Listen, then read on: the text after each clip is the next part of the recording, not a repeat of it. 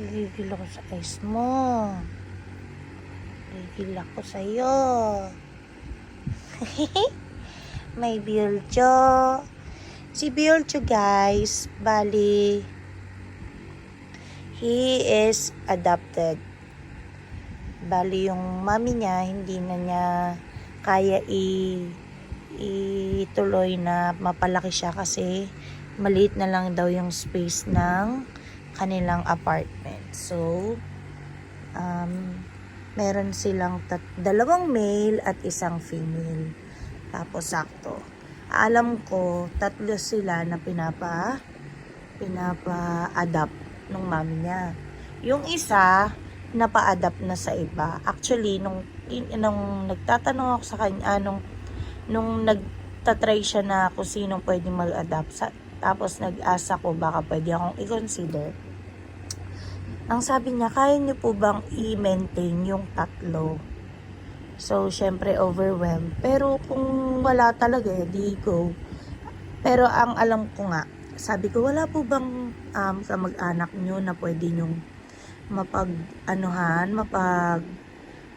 mapagbigyan, doon na lang ipaampon sa kamag-anak nila para kahit papano kilala nila, and for sure kilala na rin ni Biolcho yun. Ang original name po niya guys ay Grucho. Siya si Grucho. Ang tawag sa kanya Gruch, Chuchu, and Gruch. And napakalambing nitong baby cat na to eh. He's 1 year old na. Tapos, nung nag-chat na siya, okay na daw, napaampon na yung isa. And currently, nung ka-chat ko siya, nanganganak naman yung mami niya. So, kinabukasan sabi niya, pwede na po ba kayo today?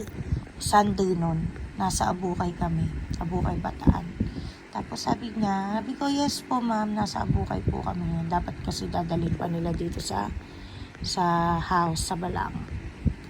Kaya naman, ayan, andito na namin si Biolcho. And by the way, we changed his name to Biolcho as much as possible. Gusto ko sana yung katunog talaga. And nung sa Japanese name, wala nang parang ala na akong na-search na halos katunog ng Grucho.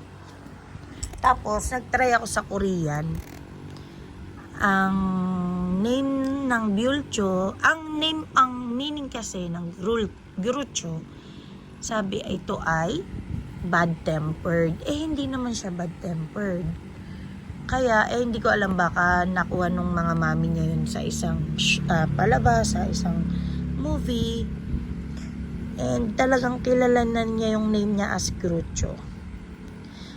Tapos, ayan. Pinalitan ko, na-search ko ang name ay Biol. Biol is, meaning niya ay star. And, star naman talaga siya.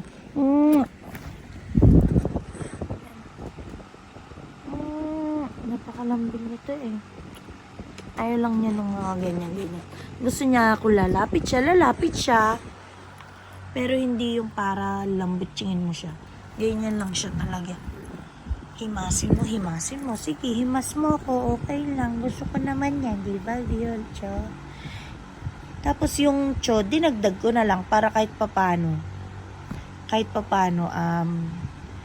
ano pa rin siya. Katunog niya pa rin. Diba, Biolch? Biolcho? Chucho? Sobrang cute niya guys, lalo na sa personal, grabe. Ayan yung mga niya, pangil. So, ayan guys. Kung mag-a-adapt pa ako, depende siguro kung malaki pa yung space. Kung may space pa. Pero as of now, kontento na ako sa kanila, kay Lily, kay Ponpon, tsaka kay Biolcho.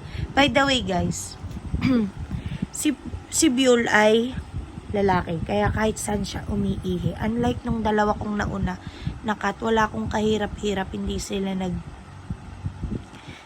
nagko-cause ng any odor dito sa house. Ito, grabe. Grabe, as in, grabe. Grabe, saan ka pupunta? Meow. Meow, meow, meow, meow. Yan. Grabe, pogi naman. Ang pogi ng biolcho ko. Gusto mo sa garden? Ay, gusto mo lumabas sa garden? Ha? Grabe siya ng ihi. Pero ano pa naman siya? Hindi naman siya yung parang nagkokos na ang cost, although inaware naman ako ng dati niyang owner na umiihi siya talaga sa cat litter. But kapag ka sobrang dumi na yung madumi na yung cat litter, na lilipat na lang siya kung saan ang pag-pee outside of the litter box. Yan. He wants to check outside. You want to check outside? Virgyo? Ayan o. Namiminta ng Virgyo ko. Gusto niya doon.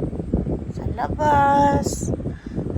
Virgyo, gusto niya magpa-araw. Natry niya na kasi magpa-araw. 2 days ago. Eto po guys, si Ponpon.